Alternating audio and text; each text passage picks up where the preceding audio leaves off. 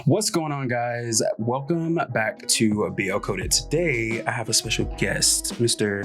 Deon Jackson family adjacent per. Jackson family adjacent. I mean, well, hello, everyone. You never know. It's me, Valentina. It's me, Valentina. But if you know that reference, let us know below. Right. If you do, you get a gold star as a comment. You get a gold star. Oh, that's a good prize. Yeah, like, come on, engagement, period. But but today we are talking about a controversial topic. Is the series actually good, or are the actors just attractive? Is it BL coded? We'll see.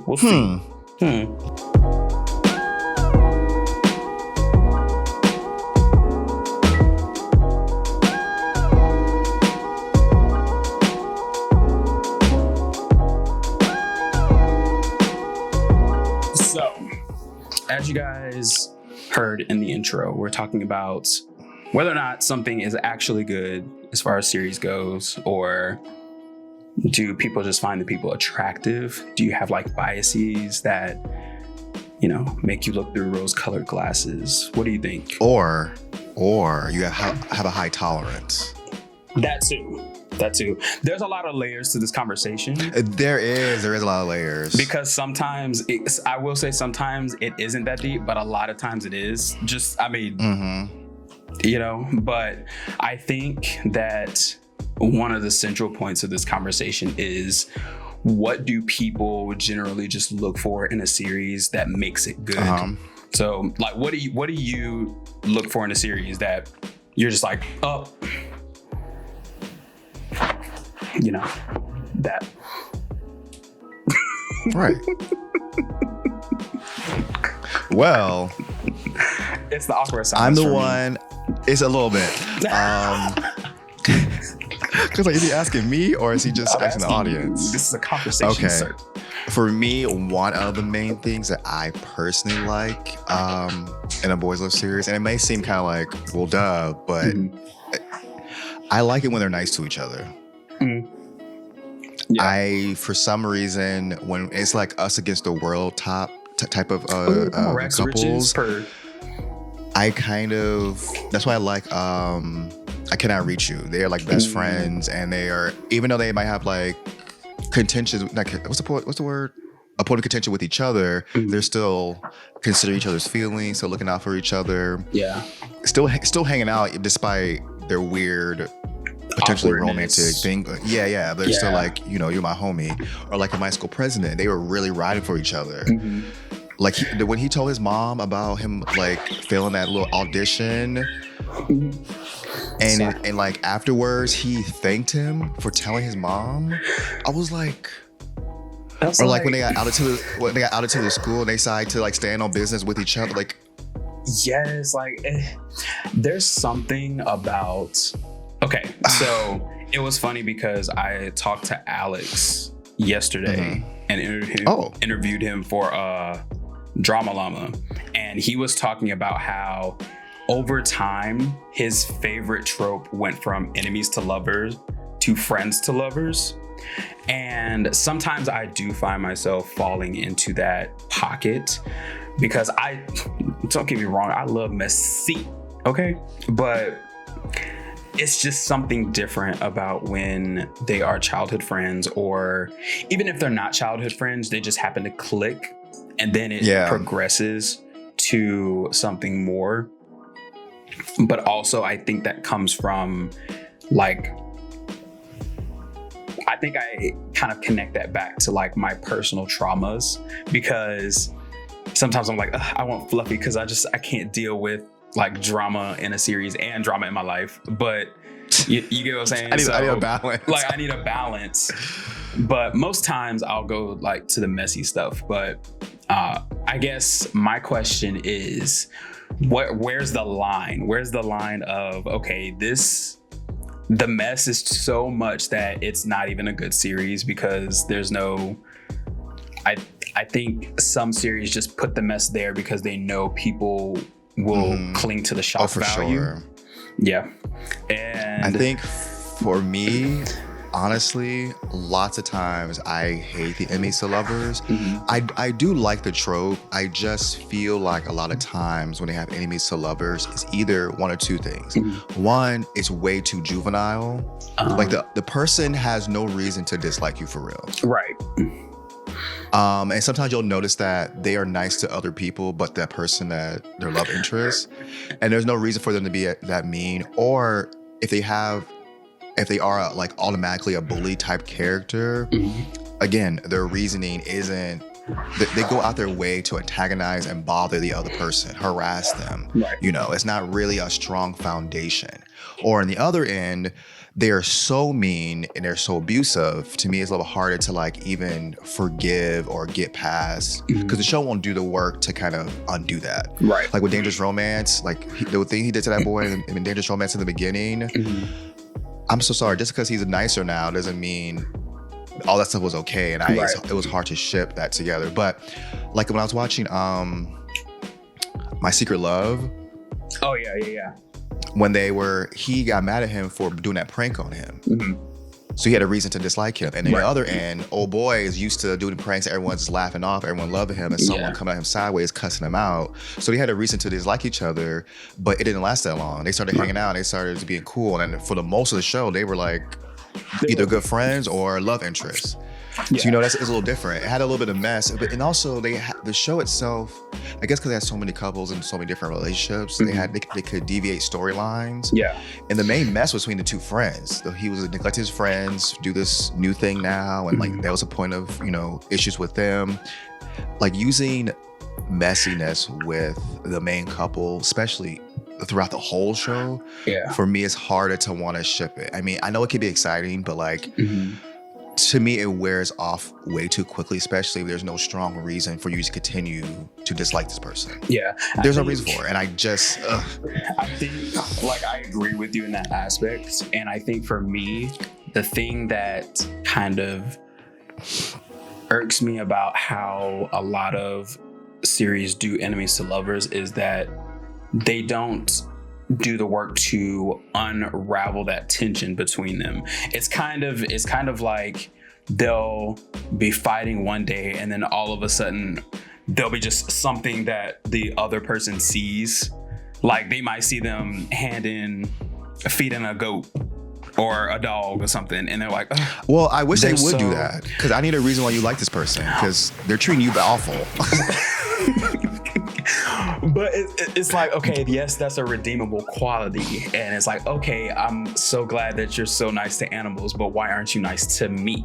You know, and I hate when they don't do that work to like unravel it. Like, and the show don't give you a reason why they hate that person. Right. Like for real.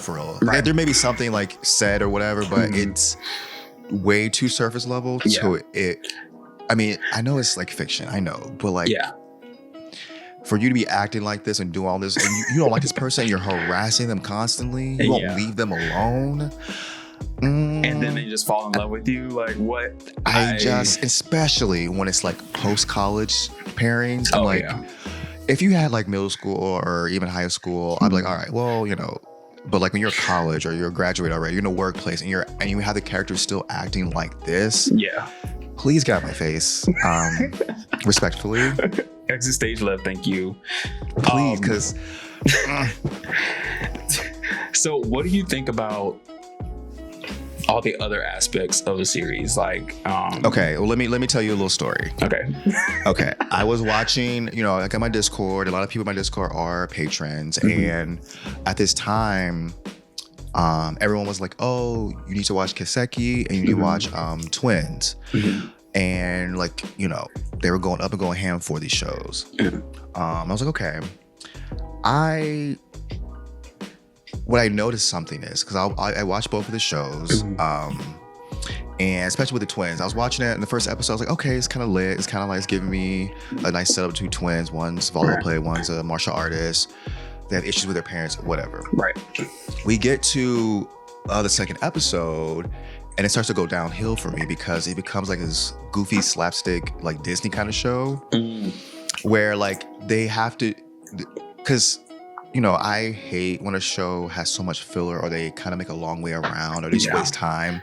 This is one of my personal pet peeves. I know people don't always feel the same way about those kind of things, but I can't stand it. Yeah. But to give you an example, in The Twins, there was a scene where, because he's playing his brother, so he doesn't want them to know who he is. So it's a scene where he is about to poop on himself. Oh. So all the other volleyball players are in like the gym area, some type of like loungy area, and there's a big window, I guess. Yeah. And he is like, oh, I want to go past, but I don't want them to see me to, I guess, question me or whatever, to clock me what I'm doing. Which that in itself is kind of like, who cares? Like, just number go one. Take Two, a shit. you can go the other way. Yeah. Three, it was weird. It was stupid. That's what it was. So the scene was so long because he kept trying to go and they were about to leave, but they're like, oh, just kidding, we're not leaving. And they kept doing that for way too long. And then he finally gets past, and his roommate is like questioning him, which in a scene before, he's like, I don't care what you do, like, don't tell me, I don't want to know. He said that to him. And now in this scene, it's like opposite, he's interrogating him. Yeah, he's all up in his face. In his face and stopping him, and he poops on himself. And I just said, what was all that for? Because if you have to see my reaction, just one thing I always say, it's like, if you cut this out, nothing changed. Right. That was a waste of time. And the Twins had so many scenes like that in the show, which dampers my experience. And I notice as I'm watching the show, and stuff like this happened a lot in that show. I'm like, this is so stupid. Why are they doing this? I'm just not into it. I talked to my Discord. I said, guys, you're watching my videos, you see my commentary. Why aren't you saying anything about this? Like, because you're going up for the show, you love the show. You know what they tell me? Oh, I hate it too. Yeah, I don't like this either. I don't like this. Oh, I agree with you. Look. I said, so wait a minute. Why are you out here advocating for this show, going hard like it's so good, when there's out of its 45 minutes, only 15 minutes is plot. Only 15 minutes of it you really like. The rest of it is horrible. Look, why are you not? I remember like saying something to you about Twins because I was like, oh, I think it's because I think when you asked about it, I was on like episode 3 or 4 or something like that. And I was like, do not take it. It's like, turn off your mind, just watch it, because it's very much, and I was the same in the beginning. Episode 1, even episode 2, I was like, okay, we got first part here. of episode 2. First part, I was like, hey, we got something here. But then as time went by, I had to turn my brain off because it was like that. I was like, this is. I'm okay with filler. I'm okay with filler. Like sometimes I think, and I think part of this is because before I was even into BL or like queer series like this, I was a C-drama girly, like C-dramas all the time. Like that's where I started with, like, I guess Asian like media other than K-pop. But so I was like, a build up, I'm fine with that. But it got to the point in Twins where a lot of things just didn't make sense. It wasn't even world building. It wasn't world building, or it wasn't even character progression. It was just there to be there.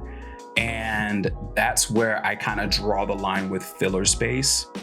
And I was just like, I'm just gonna have to watch this and just giggle a little bit, and that's it. Because I wish I giggled. I wish I was giggling.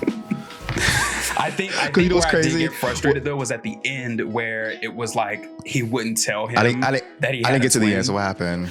Oh, you didn't finish it? I did not finish. I got to episode 5, and I said, I can't anymore. Yeah. And you know what it was? Because someone in my Discord was like, they're like, you know what? Yeah, you're right about all the criticism, right? And they were like making up questions to kind of draw me into watching it. He's like, oh, we don't know why the whole team doesn't like the main boy. And I was like, I don't know if that I care. It's like, but we also, do. From episode 1, he was being an asshole. We know. That's the thing. I was like, he was a jerk. I mean, that's why the main boy don't like him. He was mean to him when he first met him, and he was mean. And I couldn't imagine why the other team won't feel the same way. But also, I don't care why they would not. Like, I don't know what. Yeah. that question being answered isn't enough to make. Let me keep going to see what the answer is to that, because it's not a burning question. But I do applaud people on my Discord for trying to get me to watch still. It won't give me nothing. And with Kiseki, it's a little different. Kiseki,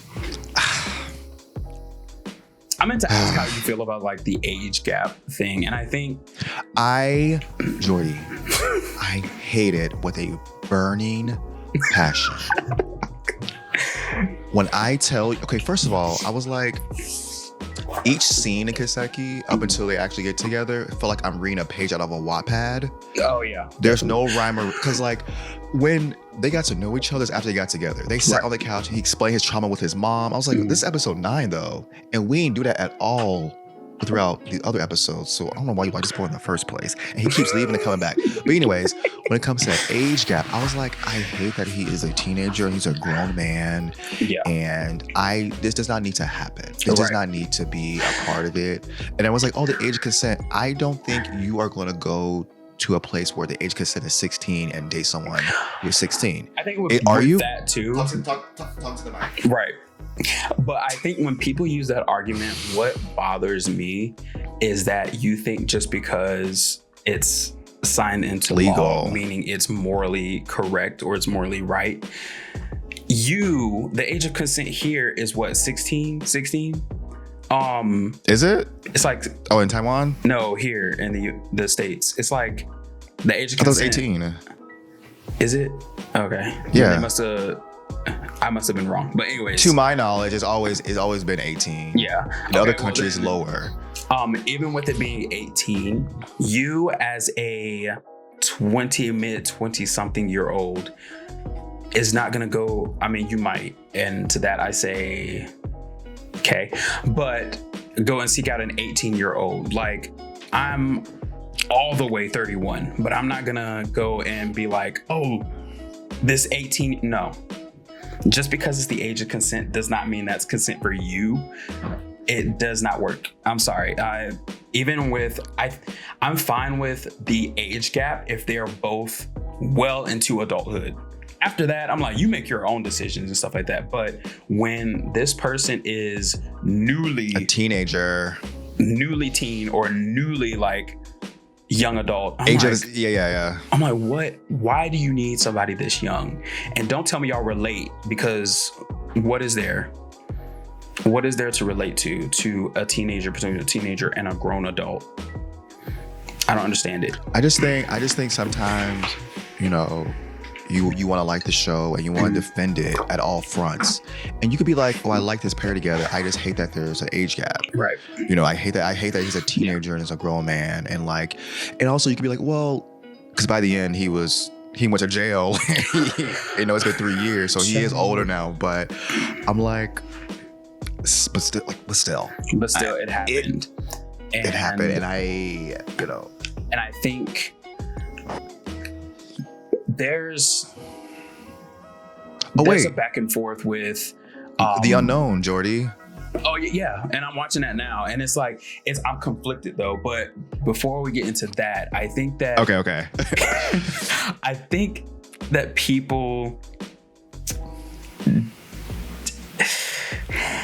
they try to glaze over grooming as like, oh, if they're an adult, if they're like, in the age of consent, it's fine. But you can't just glaze over that just because it's in a fictional piece. There are things that you can glaze over, like if somebody has an issue. Well, they say it's not real. Trauma, right?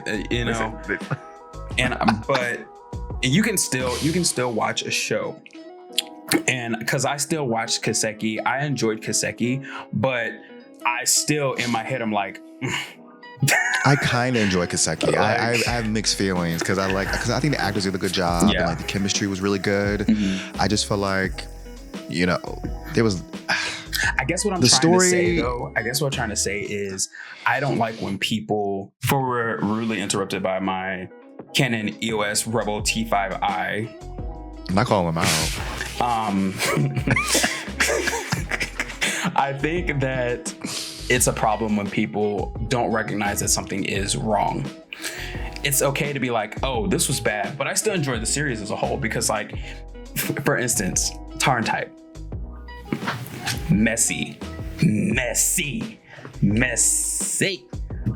But Tarn was a master manipulator, and that he took advantage of somebody's trauma, and you know, that's what I'm just saying. But like, I just hate when people kind of ignore the fact that it's wrong because it's fiction. They're like, oh, it's okay. I'm like, no, it's not. They have to ignore, they have to defend because because they want to like it regardless. And they know the negative connotation for, you know, going along with it. So they have to defend it. Like, oh, like, you know, and I get it to a certain extent, and like, you like what you like for whatever reason. I'm not saying you like this show because it has a teenager with a grown man. Right. You know, now I made videos about this before. You know, Boys Love likes to do taboos. Yes. They do the age gap thing. They do the domestic violence. They do the brother thing. They like to do the taboos and make it more spicy. But I just feel like if your plot is those things, sometimes because that's this thing. The shows will have that in the show, but it won't be a part of the plot. So like, why did you do it in the first place? True. If there's no consequences for someone dating their brother, then why do you have the brother thing in there especially if you bring it up or it's kind of like in there a little bit? It's like, well, we ain't doing nothing with this, so why are we? And it's like, I know it's like love conquers all. Like we could, you know, love is love, but also, goodness. I have it's not a theory. It's kind of proves over and over again as to like the interesting origin of yaoi and BL and stuff like that, where it comes from and where these taboos, the minds that these taboos stem from. That's the furthest I'm going to go into that conversation, because that's another conversation for another video. It is. But it is. I do notice that when people of our community do BL or do queer stories, they can be messy, but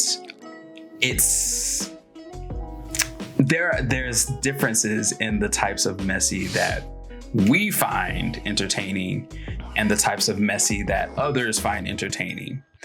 And I called this out before, like a while ago, and I got in the ringer, on Twitter. Like, they were coming after me, but I said what I said. What'd you say? I was like, you know, I'm gonna leave it for another video, but I'll talk to you after this though. Okay, at least tell me what show it was. What show was it, like, no, the jump off point? What was it? I think it was, we were talking about Ken Porsche or something like that. I think it was during Ken Porsche time. Yeah. And I was like, I think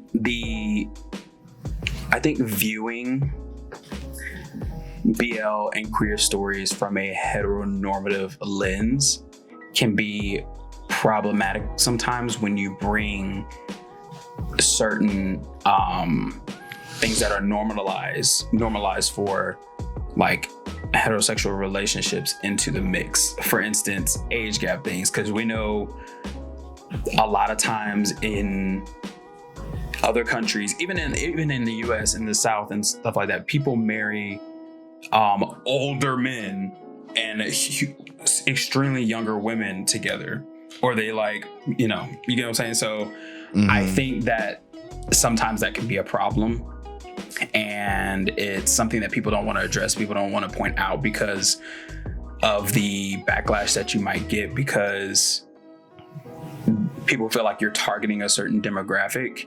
But I think it's a problem when someone of the queer community speaks up about these things, and then people of the heterosexual community are like, no, you're wrong. And I'm like, but I'm talking about my stories and how they're portrayed on the screen. So why is it a problem that I'm critiquing how you're viewing these stories through a heteronormative lens? Like, why is that? Well, they love the show and you can't criticize it because they love it. Right. And that, like I said, it makes them feel like they're a terrible person for liking it, for whatever reason why they like it. And it's because It's not, because you have to understand that multiple things can be true at once. Like, you can like the series, but don't act like some of the things that are portrayed in the series and some of the ways that the community is portrayed are... Some things are harmful. Some things are very harmful, especially when they're in 10, 15 different shows. Like, okay, like having it here and there, all right, but why are we having it in 10 different shows? My gosh. It's like, and why is it a trend? Why is it a trend? The thing is, it does warp the perception of things. People think that's how it actually is in reality. Rather, they think so.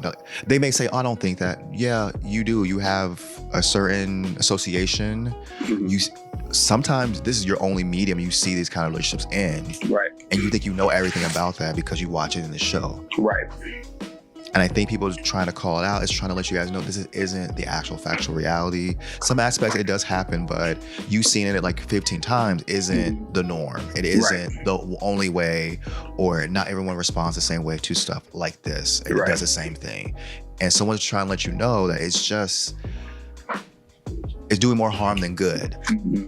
It's representing certain stories that should be told, and some things do like this happen. Even though it's unfortunate, it's messy, it's uncomfortable, it does happen, but being the only thing that's being shown constantly, and y'all running with it and saying it's how it is, or, you know. And it proves that it's harmful from the way that when a actual queer couple comes out and they are out in the open, they're living their lives for real. Then all of a sudden it's like accusations of them not actually being queer, or accusations of... I'm like, what? Wait, his man? Yes. Oh, y'all got on my nerves with that shit. I was like, really? Wait, that's another video, but that's a good talking point. That's... like, please be all the way for real right now. Really. And that's why he went on his Instagram. He was like, I guess I've been a fake gay for 10 years. I don't know. It's like, y'all watch these series and then y'all think y'all are experts on who is and who's not. Experts. They had a PhD, doctorate. PhD. And it's like, if they don't act like... This is not me coming after these people, by the way, if you are watching and you are a stan. But I'm coming after you. Yeah, I'm doing it. Right. If they aren't Kuhart, aka Earth, then people are like, they're not gay. They can't be. And also, if they are like Kuhart, you really ain't checking for them like that. Facts. Which is it's a weird like contradiction. Facts. It's like, you're not showing up. You're showing up for the other ones because they act a certain way and are a certain way. But when they are big old queens, yeah, you might giggle and laugh, but that's all you're doing. That's all you're doing. So, you know. But to get back on subject, on the little tangent. Okay, so let me ask you that. Let me tell you this. Okay, so for me, I have very low tolerance when it comes to boys love series. You know, I've been watching this since like 2015, 2016, and I've seen a bunch of shows. And you know, my patrons like to joke and like to, you know, tease me about me not liking shows that are over 30 minutes. And they're right, but only because when a show is long, 45 minutes to an hour, you know, over an hour, the reality of it is it can become very boring. Like I said, lots of scenes can be cut out and nothing would change. Right. I don't care for that. That bothers me. Or if a scene has a point, but they make the long way around to get to it, that bothers me. It's not enjoyable to sit here and watching wallpaper dry. It is not fun. It's not entertaining to watch that. And I understand not everyone cares. People love the scenes. Oh, they're cute. They're funny. Oh, it's touching or whatever. And my issue isn't if it's cute or funny or whatever. It could be all those things. Right. Is it necessary? Most time the answer is no. So it's hard to really care to get invested in what is going to happen or what is happening because they're taking so long to get to the point. Yeah. And they have to do it to fill out an hour's time. So more time isn't, and like I tell people, the actors themselves in the show is not going to draw me in and keep me there. Right. I know the episodes being long and they add the filler scenes in there. means more time with the couple together, which is, I guess, great in some aspects. But I'm just, I think there's a right and a wrong way to do it. Like going back to the whole world building and character building comments. I think if you're going to have a runtime like that, like an hour, or for instance, I know like you told me recently that they've been telling you to watch I Feel You Linger in the Air. Oh my gosh. I watched episode 2. Okay, how do you feel about it? Okay, so here's the thing. This is the whole reason we're making this video today, that we came up. Everyone was like, oh, you should need to watch I Feel You Linger in the Air. Some people say it's the best boys love they've ever seen. And the thing I've been doing recently is looking up directors and screenwriters of these shows. And lots of shows that I've seen, I see the directors and stuff. I'm like, oh, I'm probably not gonna like this because I don't like this show, and this show. I just kind of maybe tolerate this. I don't like. So I've been doing that a lot lately. Right. Even though I have been doing that, some shows I'll still give a first episode watch just to see, because you never know. It could be the director, it could be the script. Most time it is the director. Yeah. I looked this show up because everyone's like going off on it. I was like, okay, it's Tarn Type and the lovely writer, and there's all the different shows this duo has done. And I'm over here like, okay, whatever that means. So they were like, so I asked, I was like, so why do you think you guys watch my content? You guys know what I go up for, what I go giddy for, what I like, what I don't. Why do you think I will like this show? Also, why do you think I should watch the uncut version, the whole hour one? And they were like, oh, it has like, you know, the oppression of like the servants, the women's rights, and, you know, the discrimination towards the queer folk. And I'm like, so what about that is so like great? Yeah, like, you know what I mean? Like, and the thing is, Jordie, I know when Boys Love inserts more topical things, more things that have to do with the queer community, it gets its flowers almost instantly, which bothers me. I don't think it should get praise and all these things because it has these aspects in it. Right. It is great that it's in there. It is great they're telling, I would say new story, but these are not new stories. Yeah. I think it's like you should isolate what they're doing. So like even for example, a Boss and a Babe with the whole, you know, him going in. Oh my gosh. I hate that. I hate that with a burning passion. I said, first of all, I think you're trying to negate the fact that this boss could be out here taking advantage of these interns. Yeah. He could be. I understand. I'm all for the queer folk and you discriminating. She was like, he being messy and dating another intern. That could be true. Let's look into that. Number one. Number two, you're going on this spiel and like, yes, love is love. Pro-gay, go off, go ham. I suspect this show won't have any storylines having to do with that. Guess what? They didn't. At all. No way, shape, or form. I just knew it. I knew the whole virtue signaling. They're going to say this speech. You're going to say this speech and everyone's going to be like, oh, progressive, woke king, you drop your crown. And that's exactly what happened. And I'm like, y'all played in my face. You're trying to like cater to, but not actually commit to whatever community you want to lift up. And it bothers me. It should be an isolated, like you should isolate that praise from the series itself. Because it's like, oh, pure, you did that, king. Anyways, about this relationship you got with your boss. What's this about? Like, we like and that. I just bought, because like, you know, it's gonna happen again once they have someone who's plus size as the lead or someone who is, you know, black as the lead. It's gonna be like, here's your crown. Like, okay, I love that you're doing this, but. And a good example of people or a series doing that type of concept. I don't want to kind of call it a concept. I don't want to call it a concept. The pandering? No, it's not too harsh. It may be too harsh to say pandering, but it's like, because it's progressive though. Like it's nice to have it. It's just I don't know if they're not going the distance with it enough to make it like really. Right. It's not there yet. But a good series that did go that length and did actually incorporate what they were trying to present was Be My Favorite. I think that they did a really good job in putting the whole like gay rights thing in there, but then actually having a character in Pisang actually going through those motions and discovering himself and finding a place of acceptance. They highlighted multiple different types of queer people. They, constantly. That's the thing. Constantly, right. It wasn't like a one-off thing. It was multiple episodes string along till by the end, he's still no business. To his mom, he was like, "Oh, I'm finna." Because him before, early on, was like scared to go into the club. He was just like, but now he's like, and that was the big difference. I was like, I went up for that.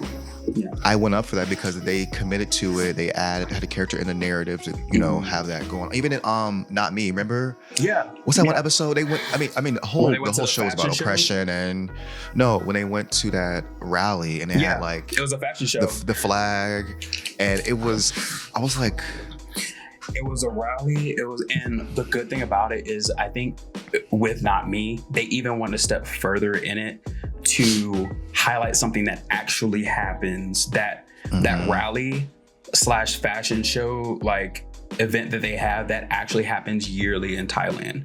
So they went a step further and actually reached out to in IRL to pull that into the series and elevate it more.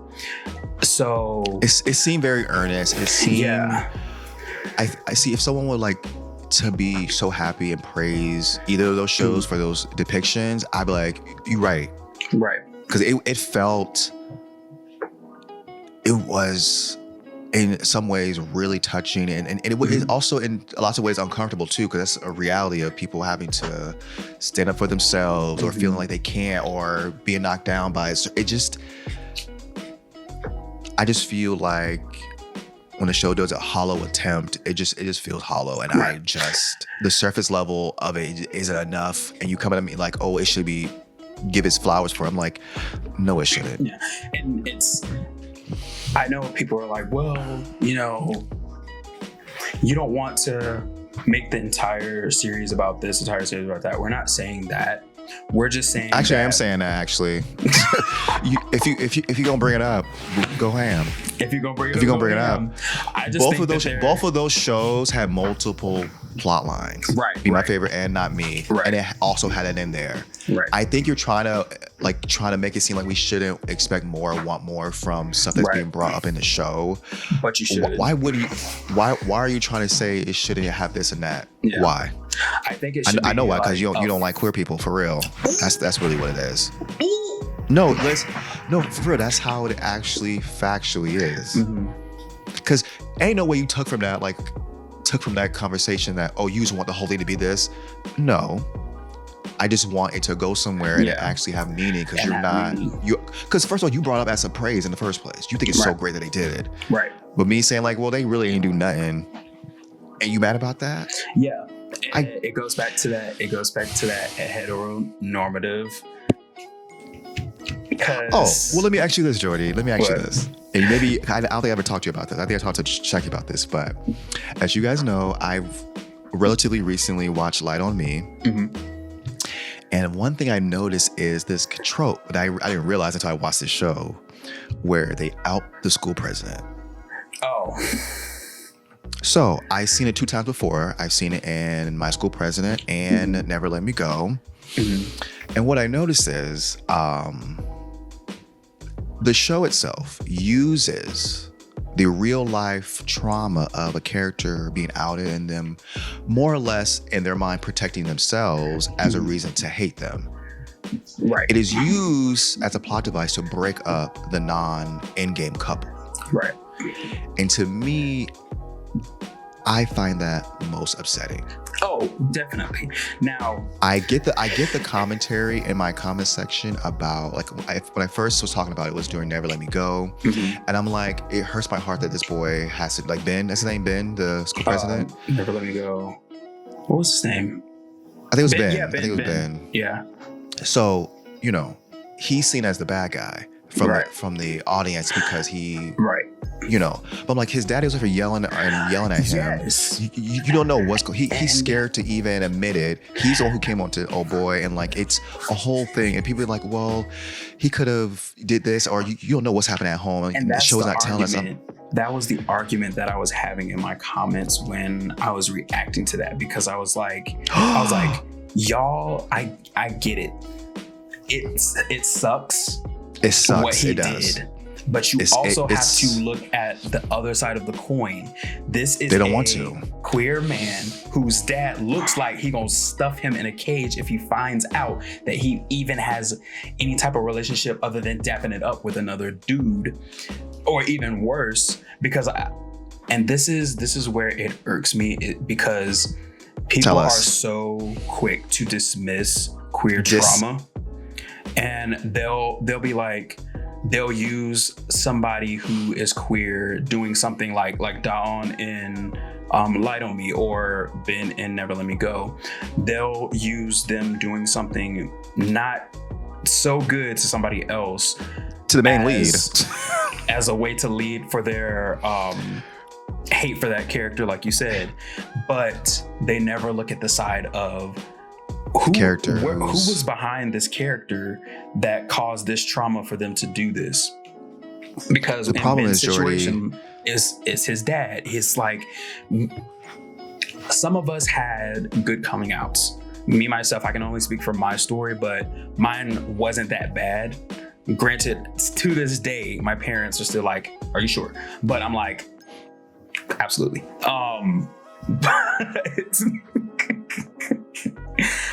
But not everybody has that luxury. Some people have gotten literally unalived for being who they are and coming out to their family and friends. And I think it's kind of sad, and it shows a lot about the audience that this is being presented to, when things are dismissed or people don't think about the repercussions that a character like this could have if they were to out themselves.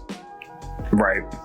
And to be honest, Ben ain't really doing something that bad. I mean, he like. I think here's the thing. So after, I felt a ways about Never Let Me Go, and like I felt more of a ways because the comment section, they were not agreeing with me on how I felt. It was just awful that this happened to that boy, and like he couldn't. The dad was yelling, slamming, saying his son is not this, and he was scared, and it was even confirmed that he had to like. He was dating the boy's cousin before, but he's like he couldn't because his dad. Right. Anyways, so I'm watching Light on Me, and the scene happened.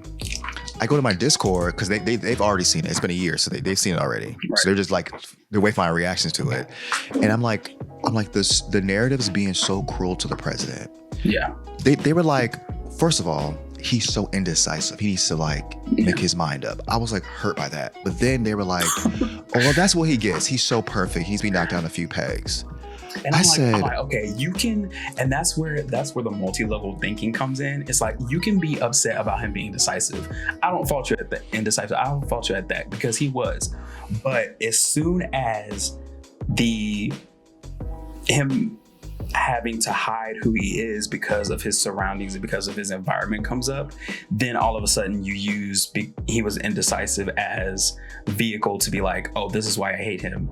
But this is why I don't like him. Well, the thing is, I didn't understand it because it was coming from lots of the queer people in the Discord and lots of non. And I just was like, wait a minute. I'm stepping back trying to comprehend the point of view because I couldn't. Yeah. I was like, everybody in the school goes to him for everything. He's everyone's yes man, helping everybody out. Now everyone is turning against him. Right. They found this little tidbit of information that doesn't. The students are harassing him. Even the teacher pulled to the side, like, you need to cover this up. You need to fix this. This boy went home to an empty home. No one was there for him. Nobody. No one. Nobody was there for that boy. And he is, and I bring this up, and they were like, oh yeah, it is pretty sad. Oh yeah. I was like, wait a minute, y'all weren't saying it before. Right. Yes, I'm bringing it up, and you feel like it's wrong for the character to treat him this way, but you were just saying he is awful for not standing on business with old boy, but you're ignoring the actual reality of what's going on with him. What's happening. But I think this is where now we're shifting to like talking about how queer people view these stories. And it's really easy to say a lot of like, this is what I would have done. This is how I would have handled it. But would you? Yeah, but you're 42. So like, come on. Right. So this character's 16. There's this kind of pedestal that a lot of us, because I've done it before. There's this pedestal that a lot of us put ourselves on with how we are now. Because like now I would have beat your ass if you came at me wrong about me being queer, right? But back in high school, it might have been a different story. It's always a different story. It's always a different story. And like but like said, when they did it. Like earlier, I said they did it in my school president, but in that scenario, which I love, I love me some my school president. I love their dynamics. Okay. It wasn't used to break the couple up, because that's what my issue was in Never Let Me Go and Light on Me. It used to break the couple up, or the potential couple. In My School President, it brought him and his mom together. Yeah. And I thought, see, this is how you do it. I'm not saying the other ways are not actual reality, because that does happen in reality too. It's just I'm like, finally, here's a show that has the same thing happen all 3 times. But this one, I guess, because it's also the main character, so they're gonna be together. But it brought him and his mom together, and him being so scared of, like, it added to the narrative to that, and it was one of the most touching things. Like, she stood up for him, like he didn't know she was going to, and she, at some point, she seemed as she was like the antagonist of the narrative, and they gave her a scene with her husband, saying how she felt that he was so scared, like he was shaking. And you know, when I tell you, I already loved that show up to that point, but after I saw it, I was like, My School President. They did you know that. what? They did that. You did your big one. They did that, and I almost cried actually. I was like tearing. I was like, and what that did though is because what did it do? A lot of us didn't really like the mama, right? Because we were like, wow, you are really over. Oh, that's another thing we get into. I'll bring that back again a little later. There's another thing I want to get into. And it's like, wow, like you're overbearing. Like, let this boy be a high schooler. But I like that they did what they did when she found out that he liked Ford's character, because then it went back and made everything she did like under the like parental guidance thing. It wasn't her being, being overbearing to him because she like knew this piece of information, or it didn't make her evil. It was like, oh, okay, she was doing what a regular mother does. Like, she run a tight ship. She don't play. But when it comes to her child, she gonna stand up for him, and she will knock down any obstacle she needs to. Right. So I liked that. Touched my little heart. Yeah. Anyways, but we're just a parallels between the both of them, having their mothers go hard for them, and they go hard for each other. They helping each other out. What's his name? Gun? Force character was Gun. Gun? Yeah. I think so. Gun's mama, I was like, look, I was rooting for mama. I was like, you are gonna survive this surgery, girl. Don't leave my boy here alone. She is actually best girl. No, I usually it's one of the homegirls in the show usually, but no, it was Mother. Yeah, it was Mother, and this is outside of the series, but I love that she's been his mom in like multiple series, like Forth's mom. And was she in Moonlight Chicken? Yeah, she was his mom in Moonlight Chicken, and then that's her? Also, yeah.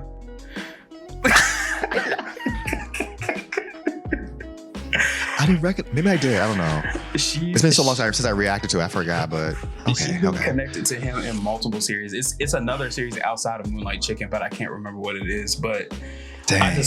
Her and Miss Mamas Can Sing too. I was like, she got it going on. Okay. I was not expecting that little musical moment. She broke. I was like, she said. I was like, oh, so that's where you get it from. What, this? No, the singing, being in a band, another aspect of the show. I won't say this bothers me, because the thing is, lots of times I will dislike a show more so because of everyone else rather than the show itself. And during Dangerous Romance, we had our weekly reviews with Shaq and Alyssa, and I think sometimes Kern. Yeah. And one of the things I noticed is that this happens a lot. This happens since the beginning of time. Right. It's very surface level. With someone who opposes our main characters, you automatically hate. Yeah. In this case, it's the dad, right? So the dad, for the most part in the show, has been relatively nice and friendly. Now, our main character, Perf's character, has issues with his dad because he's like, his dad doesn't expect anything from me. He doesn't put me any pressure. He doesn't do all these things. Right. Yada, yada, yada, right? So like, you're kind of like, because he's a main character, you're like on his side about it, and you feel a ways about the dad, right? But I'm looking at the show as a whole. Like, the dad is treating him nice, and he is the a-hole between the two. Awful. Does terrible things, which we still know why he did all those terrible things. Like, he set that boy on fire. Like, it's kind of crazy. He brought a gun to that boy's house. He put him on a pedophile list. He tried to get him fired from his job. He's a menace. A menace. Guys, I would awful. like to Anyways, I have not seen past episode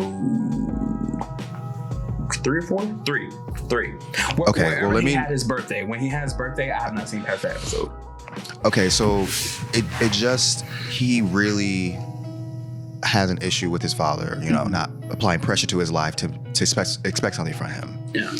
And the show, what the show does is kind of weird. It shows him actually being lazy, not doing schoolwork, not applying himself, not being better. Right. Now, his issues with his dad, his potential love interest knows, and his grandma knows. And the grandma's trying to guide him and try to get him to like do better, show his dad like you can do things, you don't have to, you know, whatever. Right. But he ain't doing all that. Now, in the show, spoiler alert, we see a little later on, he gets on the soccer team to really do something with himself. He wants to do something, apply himself to something. And he found out that his dad helped him by paying off the coach to get him on the team. So he was upset. He was like, no, he gets upset. And that's that part of the in that episode is when everyone's like hating the dad. Oh, he's like the father of the year. And I'm like, so I just think it's obvious that the dad is overcompensating, a little bit misguided with helping his son, allowing him to do stuff. Because early, I don't know if you saw, it was episode 3 or not, there's a scene where he was, again, goofing off, not doing schoolwork. His dad comes in and is like, why aren't you doing your schoolwork? Oh, he was like playing his game, his PlayStation or something? His dad, his dad's about to chastise him about applying himself. But he gets scared, clenching his arms. The dad notices and goes, you know what? Take a break. Go ahead and play your game. And I'm like, are you guys ignoring that? You're dragging the dad, but the dad, the dad's trying to tell him to be on your, you know, on your stuff, he's wincing and scared. So he's a walking contradiction because the dad is about to do what you want him to do, but now you're scared about it. Right. I don't understand that. It doesn't make any sense. How I can't trust you. It's like from what you're being weird. From like the little bit I've seen is it can go both ways with it, because I do think that it's valid to feel like when people don't expect anything out of you, it's like, dang, you look upon me that's low. It's kind of crazy. But also it's like, how did people get that perception of you? Is it because in the past you didn't, you know? The thing is, I see that's what the narrative wants you to feel. That's just one aspect of it. I do understand that point of view. I just think that the character is contradicting himself constantly when it comes to his father. Because at the same time, the father is nice to him. Yeah. Constantly. That's the friendliest guy you can meet. The grandma's the one who went to that school, not the daddy. And then you find out at the end he was a strict parent, but when his wife died, old boy's mother, she told him just to be kinder and just not be so, you know. So the dad is overcompensating by being overly nice and coddling him and doing for him, because he got him that bike for his birthday even though he didn't earn it, and you find out that's the reason why he's being so nice to his son, because he either feels bad for being a strict parent, or he just want to respect his wife's wishes, which I felt that might have been the reason. I feel like he didn't deserve all the hate that everyone gave the dad, because it just the show didn't show us that. Like he was being nice to him the whole time. It was people. You know what I mean? And he is the awful one in the narrative. That's the thing I was like, I'm not understanding y'all. Y'all forgetting that he brought a gun to that boy's house to shoot him. I'm not understanding that part. And then freaking, it's so funny because Shaq and Alyssa like, oh yeah, he did do that, huh? Didn't they light his friend on fire? Yeah, he light his friend on fire. Did he lie to get him expelled from school? He's not on scholarship. He has to work. He has to pay for that school. Yeah, he tried to get him expelled. You know what? He did. No, Perth's character was definitely a menace, and honestly, now and he became the main character. Wait, who became the main character? Perth's character. He became the soul. Chimin, his character, and damsel in distress was his role. They even used shifted focus to him only. Complete focus. It was all about him. I need to watch the rest of this because I want to get the full scope now. Because I honestly stopped watching it because I became very much uninterested after like episode 3 or 4. I was like, oh, I hated it. I was punching air until the end of time. I'm bragging. But yeah, I'm no, because Jordie, things happened in the show and it didn't matter in the end. Oh. It kept happening. I was like, so wait, we did all that and it didn't matter? Get out my face. Not the like one knuckle up. Like it's like but that happens a lot. Like in my school president, you hate the mom because she's like strict, but like she wasn't really mean to her son. Every time his son asked her for something, she gave it to him. I was like, oh yeah. I mean, she had like her like criteria, like, oh, he has to do this and do that, but she allowed him to do what he wanted. I'm like, oh wait, she's not actually. And the reason she was mean in the first place was because what happened with this last class who did that whole fighting. Yeah. There's a reason for her strictness. Yeah. But overall, she kind of showing like a villain. And at the end, she wrote for her son. And then she gave y'all a chance to prove, you know. She did. I think we just jumped the gun because the character at first glance, at first instance, goes against our main character. But our main character isn't always right or in the right. Right. And I think it's kind of strange to like hate this character. Don't get me started on OnlyFriends. But that goes back to like the ships and stuff like that, because I think that people take ships and they miss the whole entire point of a series based off of their love for a ship. And I think it's kind of sad. Like it's like, I get it, support your ship. Sometimes you just watch stuff just because somebody's in it. I watch stuff because somebody's, stuff that people are in. But you will never catch me telling you, oh, it was good just because this person was in it. I will tell you, but like, I'm not gonna sit there and lie to you and be like, oh, this person's in it, so it's really good. And then you go watch, you be like, you sure? Well, let me ask you this, because I got this from you and Shaki, I guess, and ALYSSA too, and Discord too. Especially when we're going back to A Feeling You're in the Air, those certain aspects of the show make it good. I remember you didn't care for my opinion on, and vice versa. Yeah. And you explain your reasoning for it being like it shows because of the whole color concept. Yes. But that was the only thing you said about it. I was like, I remember going, well, I don't think I went into deep detail because that's the thing. I didn't hear deep detail because I watched 4 episodes and I was like, oh, well, this is not for me. I'm not going to continue. But you're like, oh, well, like part of it was because the color theory. I think part of it was because we were on a live, and whenever we're on a live, I'd be wanting to get out of the live as soon as possible. So that's why I don't go deep into my feelings about things. But the reason that I really liked Vice Versa was because of how they connected. What were their names? Tess. They connected Tess and Seay's character. What was his name? Wait, was his name Seay? No. I don't know. Anyways, I like how they...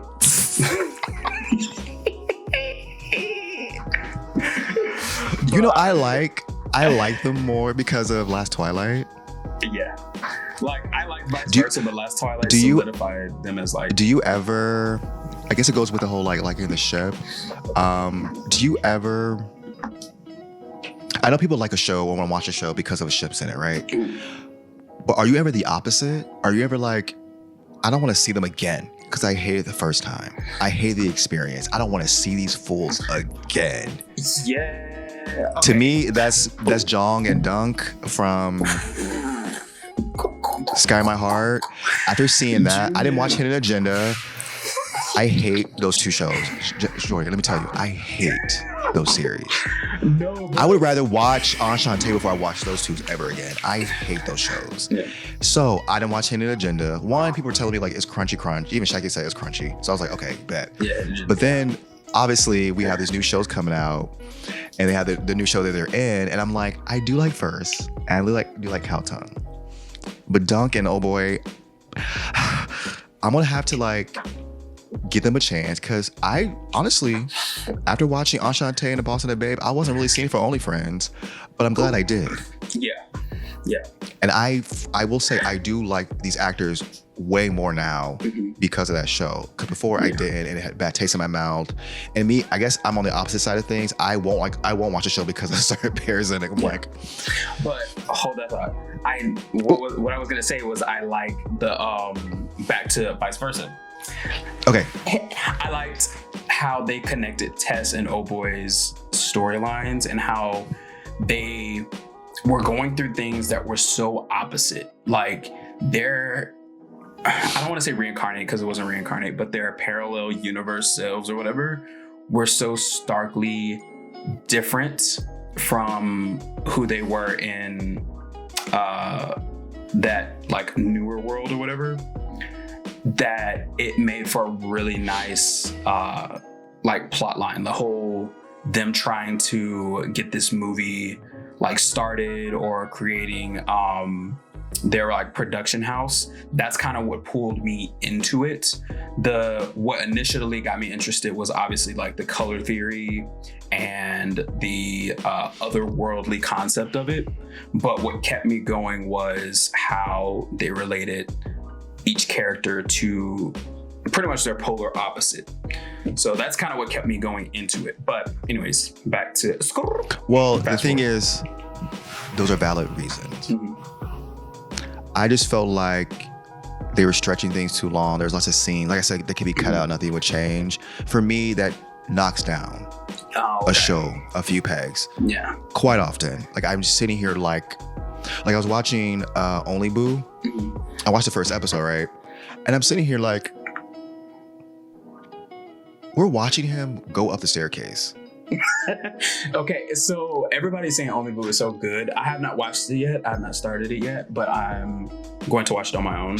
So think of watching a character do mundane tasks for 45 minutes. So slice of life. No. I think people get confused slice of life with mundane. Because slice of life, there's a plot, there's something they're doing for a reason. This show does set up the characters. I won't spoil what the setup is, but they set up the characters for something, like an arc for them, right? Right. Both characters, which is good.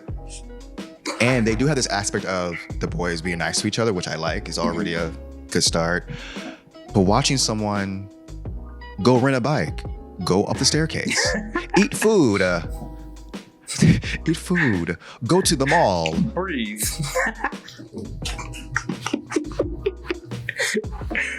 About, I want to say 75% of the episode was that. And I was sitting there like, this is pleasant. Like, it's very like, but we ain't doing nothing. Like, and yeah, people might drag me and be like, well, you don't want to get the whole plot all in one episode. No, but I want something. I want us to move forward. Because you set these characters up, and the arc they're going to have is obvious. But now we're getting a toothbrush is priority. It's almost like they have those little ads throughout the entire series where they just do that's what task. That's what happened like when I was watching Vice Versa though. Like that scene where they were on the bike and he's like and then they stopped and he had the refreshments or the poppers or whatever he had. He was like sniffing the thing. The Yadong things. Yeah. So I was like, so we had this whole scene of them on this moped we didn't need, and then now we have an ad read right after. He said, "How could you?" No, Jordie, I know. Like I said before, people told me they ignore stuff, they don't mind things, or they probably don't like it either. Just kind of like whatever. Yeah. Boy love's going to boys love, and I get that. I understand that. I think because I'm a reactor, I'm sitting here watching. I was like, it's been 15 minutes, and we halted the plot. That is one thing. That's one aspect that a lot of people don't think about, especially when it comes to specifically our views on series, is that we are sitting there with these hot ass lights, camera in our face, mic up our nose, watching these series, and it's like, I know the takeaway from it is the actual plot points. We'll talk about the actual plot points, and they may be juicy. Right. It may be fun. Like I watched the first episode, I Feel You Linger in the Air, and the messy stuff for him, his man came back with the pregnant girlfriend. All that was like, it was so good. It was so juicy. Everything before that and after that, I felt was very boring. I'm not gonna lie to you. I was like, him walking through this like new world now, and him, I don't care about this. The way I looked it's at so it boring. was, I think they were just setting us up to recognize where he was when he. And it was boring to do that. You could have. I mean, I watched episode 2. Did we need to see a scene of him slow motion changing his clothes? No. Did we need a scene before that where he was like, hey guy, could you leave? Why? Because I'm too shy to change. And he's like, so wait a minute. Why do we need to see all that? He could have just changed clothes and came back to the scene where he talked to the old boy's mama. That's the point I'm trying to make, is that it gets harder to really get into the gig of a show, especially if it's long, when most of it is not necessary. It's not even world building. It's like seeing him change the shirt in slow motion, or but even. Do you think shows should just? Well, I mean, I know kind of your stance on like you said, mundane tasks. But do you think shows should just not have those scenes where they kind of just don't mean anything? They're just there for maybe like comedic relief or to break up like the. I think you should have the scene. Like, okay, this is a good example. I was talking to Shaki about Last Twilight. That's my show. You already know. However, I said Last Twilight is boring. Oh, I remember that. Boring as hell. And he was like, why do you say that? I was like, okay, take for instance the episode that just aired. I was like, we saw him, old boy, just sit there for 10 minutes organizing his room. And Shaki was like, telling me why they did it. I was like, no, Shaki, I get it. He's blind. He's getting organized and know where everything is. I think that's great. Do we need to watch a whole 10 minutes of that? And he goes, I guess not. And I said, the scene right after conveys the same point. It was shorter. He goes into the kitchen, is able to get his plate, get his condiments. His mother is sitting right there watching him. She's like surprised that he's able to do stuff on his own. Yeah.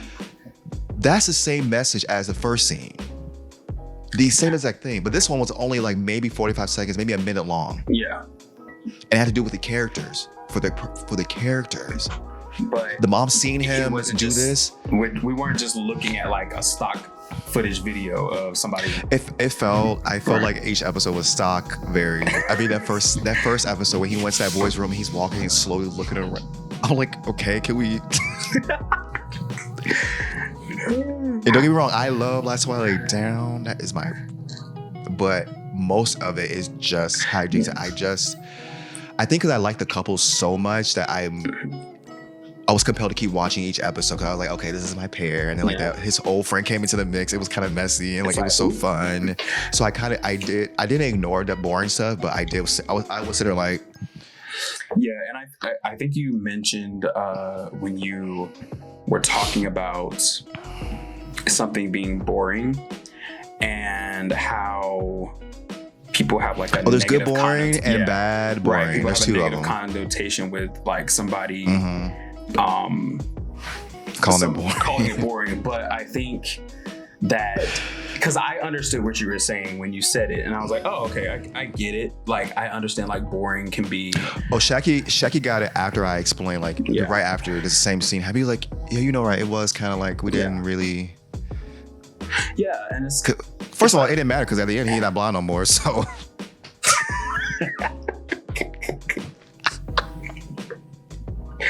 I want to scream. said, it don't What's that matter chicken? That chicken, y'all mind if I scream? But like, people are like, oh, if you say something boring, that means you don't like it. It's like, no, because boring can also mean like tedious. Something's just constantly like happening, and after a while, you just don't have as much interest in it as you did before. And because I think most shows are most shows are boring, especially boys out there. They're just boring in general, or can be at times. Especially it's not very when exciting. Real world like concepts. Like not me when that scene there in the classroom talking about that was boring. Yeah. I didn't. It's like It was boring, but like. No, yeah. I think My Oxygen is also very boring. Yes. But that's my ship though, and we ain't going. I'm gonna step aside them. Y'all better not say nothing about Solo or Kita. You know, it was crazy. Those were one of the few pairings that became a couple and stayed a couple. Yeah, that's Have you true. noticed that? They never broke up. They were automatically into each other off rip, like, and then they stayed together. So was sprung. Like he saw that movie. Get tired. Get tired. But that goes with the thing I said. I like it when they're nice to each other. No, when he was in the apartment, he was locked in the apartment by his dad, and then He was like, he's like, let's run away. I was like, boy, you better love that man. You better love that man. Okay, so what do you think that's a knock against the show if they do the whole like penultimate breakup thing? Because with me, like watching like last Twilight when they broke up in episode 11, I was like, this is so goddamn dumb. This is so stupid. I thought it was dumb, and that was the one time I agreed. And with the thing mama. is, people in the comment section, oh, that does happen. That yes, it don't need to happen again. First of all, this is another cliche. Yeah, we get these pair together and they break up. I'm sick of it. Can we stay together, please? Because I agreed with the mom when she was like, this is something they're gonna have to deal with because even she was looking at it, she was like, this is real stupid. This is over the top. But and then like the next episode they get back together. Like we're watching the show. Episode 11 they break up. Episode 12 it's undone. Yeah. What was the point? I mean, there was a time skip. No. Like no. I understand in the narrative it was, but we watching is one episode apart. Like, yeah, it wasn't like it wasn't like 4 episodes and they kind of grew or whatever and came back together. It was we're breaking up, time jump, we're back together. So why do we do that again? It's like. Is there no other drama in the show to like fill in for that? Because I do think they could have left that out. I think they could have been extremely mad at each other, or I think they could have been mad and been like, "Get out my house! I don't want to see your face." But I think the breaking up and it was a little far because I understood how Dave feels because he's like in his mind. Mork was the only person that he's met that hasn't seen him as this other like this subhuman because he's blind, right? And so this one time where he's like giving him more treatment, like preferential treatment. He's like, no, you should have just told me what it was. Like, I don't know why you were trying to protect my feelings just because I'm blind. Because I'm blind, you know? So I get his feelings, and then I also get Mork's feelings. Like, why are you mad? Like, I lost my sister because of stuff like this because I wasn't there. And that part got me. Yeah, that part got me. And I thought he was gonna be like, you know what, you did lose your sister. And even though the show was very unbalanced with the two characters, unfortunately, I wish it was a little bit more balanced. But oh boy, dealing with the trauma of his sister, I just wish he had more understanding care for that dynamic. Yeah. Yes, I know you perceive it as you being blind. He's pitying you and doing these things, but you know about his sister, and he even explained it. Like he was like, listen, this will happen to my sister, yada yada yada. Yeah, I wasn't there for her. If he would have been like, damn, all right, like listen, I get it, and they talked it out, and like I'm not saying you can't be mad at him at that moment, but him explaining it and him being understanding, which I felt like he would have been. He's been the most understanding. I mean, he was a jerk in episode 1. Right. but at this point, he made amends with his friend, his brother. Him and his mom is cool now. I would think this would be, especially him, would have been another person he'd been like gave more grace to. Yeah, because it's kind of like they threw his progression as a person and as how his outlook on his ailment and his disability out the window. Like, I feel like they just Jordie, speak on it. They were just like, it was like, oh yeah, he progressed, but withdrawals. Like, and I was like, dang. All that. Dang, right? I was like to episode 11, and now it's like all of a sudden he don't have no understanding for nobody. I was like, whoa. That doesn't make any sense. You've come so far since that, and we've seen it. Right. I mean, the scene with the daddy. That's the thing, though. Like, oh, you were okay with that, hey, you were okay with the dad, like, he literally left your mom, like, so the thing is, the show doing stunts and shows for a drama's sake is a little like, you don't have to, and get on my face, and also get on my face. Make the show 30 minutes, but also I will say, just because the show is shorter doesn't mean it also is good progression or good, like, I Love You Like a Cat can burn. Ooh, everybody's going in on that show. I need to watch it too. I'm so behind on shows, like, because outside of the stuff I'm reacting to on Patreon, I really don't be watching nothing, because that's why I stopped reacting on YouTube, because I was like, I'm tired. My brain space. I don't react on YouTube anymore beyond my little YouTube stories. Yeah. There's less incentive to do so. Oh yeah. And to be honest, we can't monetize it, and we have to do something shows to edit it down to even maybe one day either it still gets blocked or it gets blocked and flagged in the future. It's a little scary. Yeah. And for me, not every show is worth it. Like I said, I'm scoping out directors. Yeah. I'm scoping out even. Okay, I hate to do this, but sometimes scoping out pairs. Like y'all together again. Well, okay. Y'all still a pair? Okay. I will say, even though I am I'm not even a Earth Mix hater. It is a bit fatiguing. However, I did see the little trailer for the Awesome Love, and I'm kind of like, wait. I think it's because, like, it's something different. It's something that I have not seen them do before. I just think they just did a good job outside of it just being Earth Mix. Yeah. And I was surprised. Okay. It is different. It is. Yeah. And the word I want to use is surprise that they were able to be this kind of goofy and zany, especially Earth. For some reason, Earth just seems not that much of a comedic actor. I don't know. No, like it's almost like he has two separate personas. Like, his acting Earth is very much like down to business, like, let's get it done. Are his characters the same? His characters are generally very much like stoic and overly serious about things, and because even in Waterboy, his character was like insufferably. He was a little goofy in that. I don't know. Maybe he wasn't. At the end, after like, maybe that kiss was goofy. That kiss was goofy. That kiss, y'all should have kept that in the drafts. Because I think it was because that scene where he came and cuddled with him. He like laid in his lap and was like, Maybe I'm thinking that was like a goofier moment, but I guess. Yeah, no, like, all of his characters have been very much that same archetype of. Okay. Yeah. Okay, that's what it is in my mind. I'm like, trying to think if there's any other character that wasn't. No, they were all kind of like. They weren't the same verbatim, but they weren't too different from each other. Yeah. This one seems a bit way different. Category that's like. Yeah. But this is something totally different. It's the same way I felt about Ja in First when Be Mine Superstar came out, because Ja usually plays like not necessarily serious characters, but lesser on the expression side of things.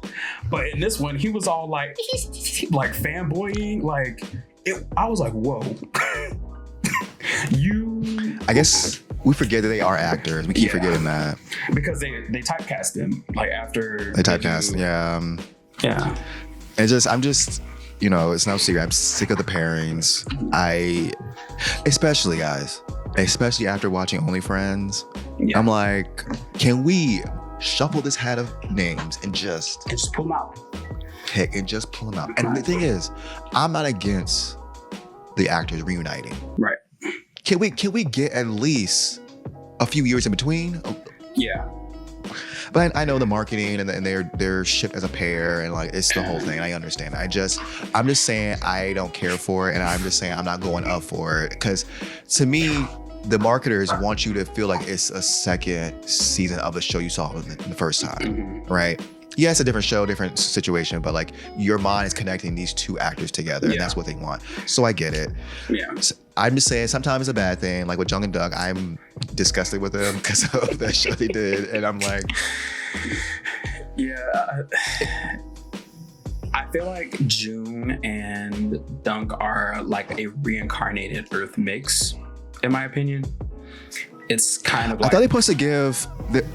Okay, maybe I felt like they're supposed to give what Fourth and Gemini are giving because there's similar looks and like dynamic is like those two. Because I feel like Fourth and Gemini are very much Tae-Nu when it comes to how they interact with each other. Very unserious. Okay, so compare it. Okay. Yeah. See, I was going to ask you who the Holy Trinity. Which of these new age ones are kind of? Yeah. And I do see them as a Tae-Nu. Yeah. I do see them as a Tae-Nu. For some reason, these two actors, I just go up for some reason. Maybe because my school president. I don't know. Either I was watching it like, but I was on the phone with ALYSSA, so I was giving commentary, and I was just, every time I turned around, I was annoyed with what one of them did. Like I almost dropped the series, the first episode, because Jordie. When he was like, "I'm leaving," and he was like, "Okay, have a nice flight," and then you're gonna chase after the car afterwards. I was like, Jordie, what did I tell you? Because also ALYSSA was reacting to it at the same time as me, and we would get on the phone afterwards. I was sitting there complaining the whole time. Like, ALYSSA, I hate it. But the thing is, Jordie, in my reactions, I was like, yo, I hate this. I hate it. It's like, so dumb. Like it's so stupid. And you know, I hate the whole trope of I loved you all along. Yeah. When that happened, I nearly had an aneurysm. I don't mind the I love you all along as long as that person isn't like the bully type where they just treat you coldly. If you know he liked him, it's a little different. Like in my school president, we knew, and he was nice to that boy, right? And together the series and this series, you are a menace. All of a sudden, y'all get together, you're a different person. What? Interesting. F you and your mama too. Not F you and your mama too. But anyway. Okay, guys, yeah. My bad, y'all. No. Honestly, it was a good conversation because we did cover a lot of ground, and like we said, I think we covered too much ground. This conversation has multiple layers to it. So if you're watching, still, thank you so much. Really appreciate it. I do apologize for going on tangents. I do apologize for jumping around. It was just a lot, and it's hard to have conversations all the time about these stuff. So I got too overzealous. So my bad, y'all. It's fine because honestly, like I like having conversations like this because I feel like it's fun. It's the best part of Boys Love. I feel like it's.